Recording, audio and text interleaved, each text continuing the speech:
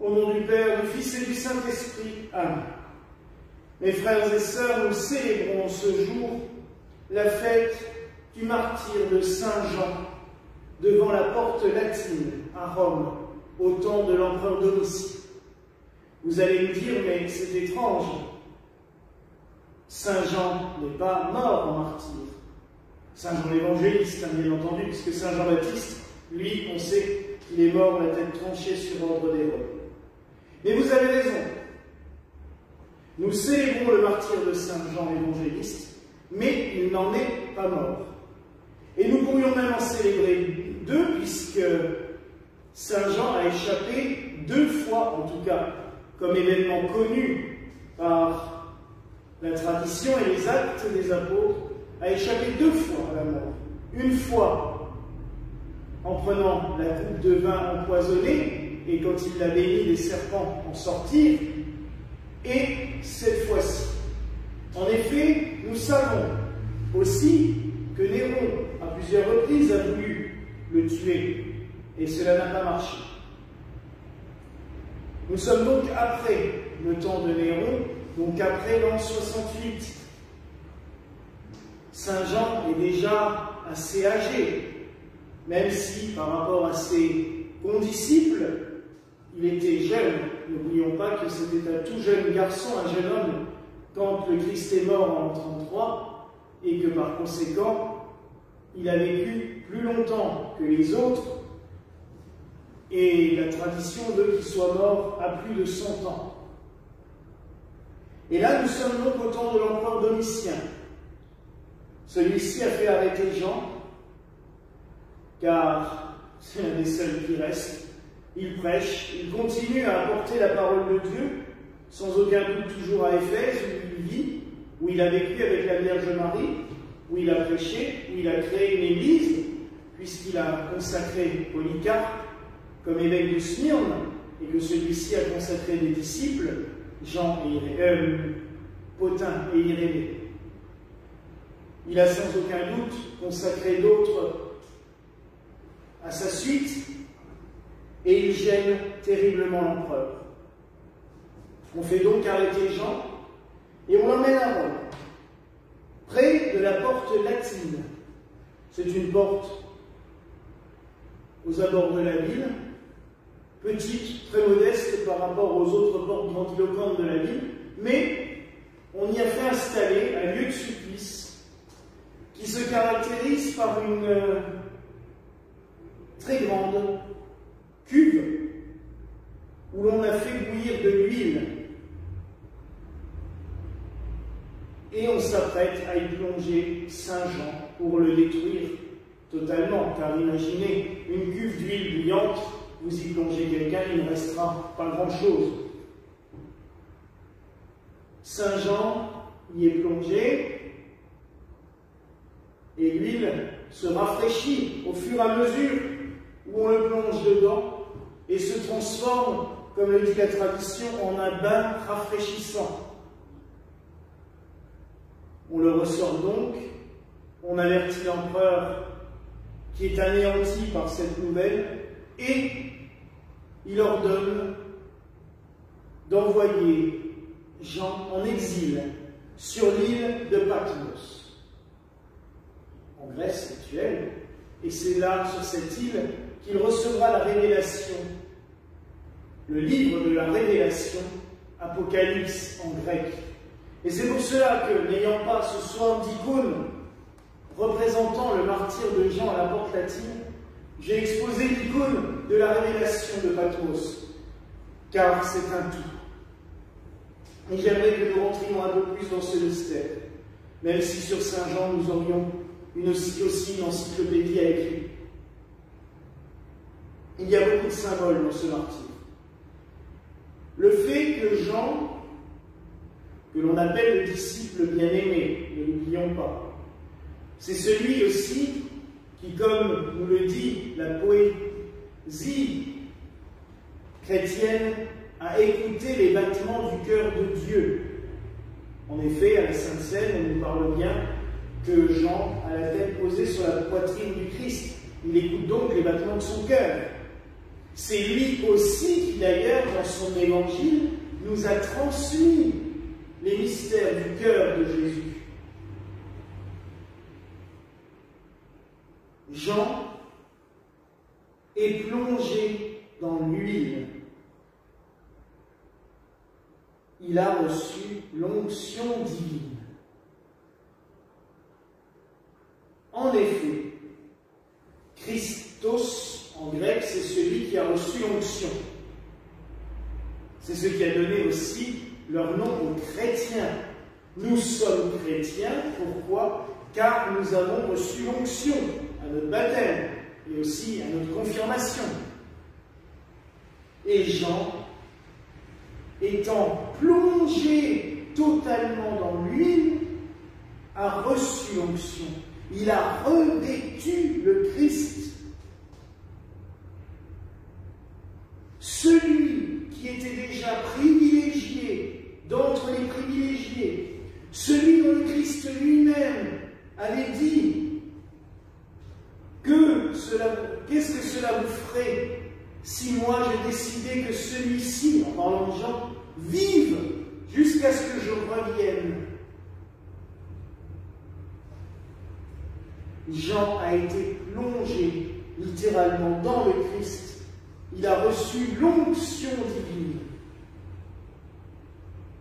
Et c'est sans aucun doute pour cela qu'il nous a tant révélé par le message de l'Apocalypse sur ce qu'il se passait dans les cieux au moment même de la nativité du Christ, au moment même de sa mort.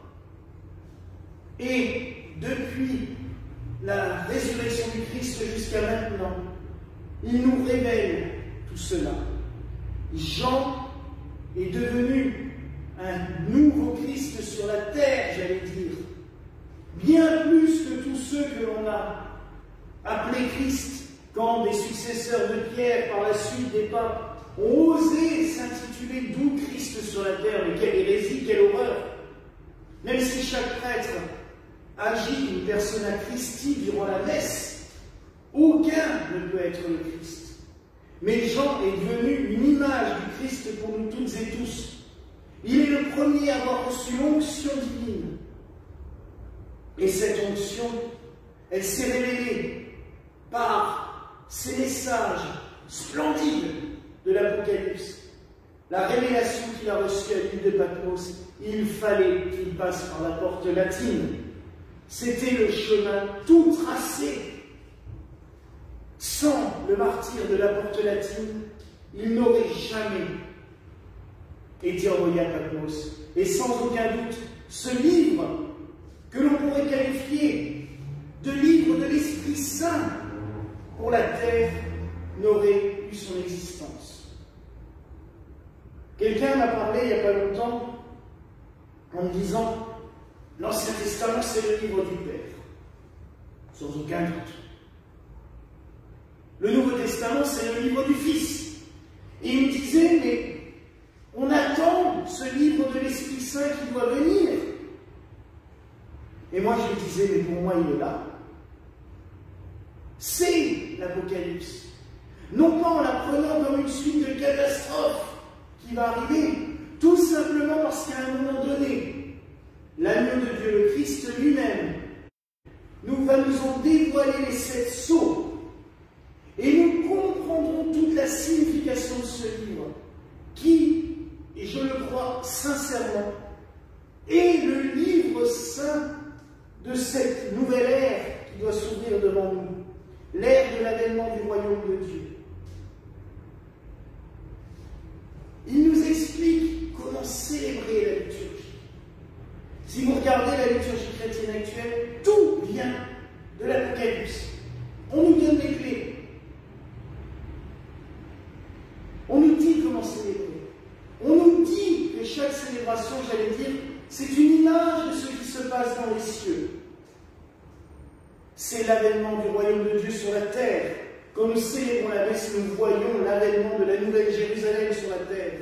Oui, mes frères et sœurs, le livre de la révélation de Saint Jean, que nous appelons Apocalypse, est vraiment un livre inspiré par l'Esprit Saint. Jean a été revêtu du Christ. entrer en lui à la porte latine. Et je vous avoue que ce matin, j'ai regardé les images de cette basilique qui a été construite à cet endroit. Et juste à côté, il y a un oratoire qui s'appelle Saint-Jean dans l'huile. Et j'y pensais, je me dis, qu'est-ce que j'aimerais prier à cet endroit où une clé s'est ouverte sur le monde céleste. Le Christ nous a fait comprendre les paroles, nous a fait comprendre les mystères de l'union qu'il a avec son Père et l'Esprit Saint. Il nous a fait comprendre comment aller vers le royaume des cieux, mais il a utilisé Jean comme un instrument en envoyant sur lui l'Esprit Saint par l'onction de la porte latine pour nous faire comprendre bien des mystères. Mais il y a encore beaucoup de travail et les 7 sceaux ne se dévoileront que tout doucement. Il faut juste se laisser inspirer par l'Esprit Saint. Et donc je vous disais que Jean, le Christ avait dit, si cela me plaît qu'il vive jusqu'à ce que je revienne. La tradition de l'Église veut que Saint Jean soit dans la gloire de Dieu, corps et âme, comme Marie, comme le prophète Élie, comme Saint Joseph.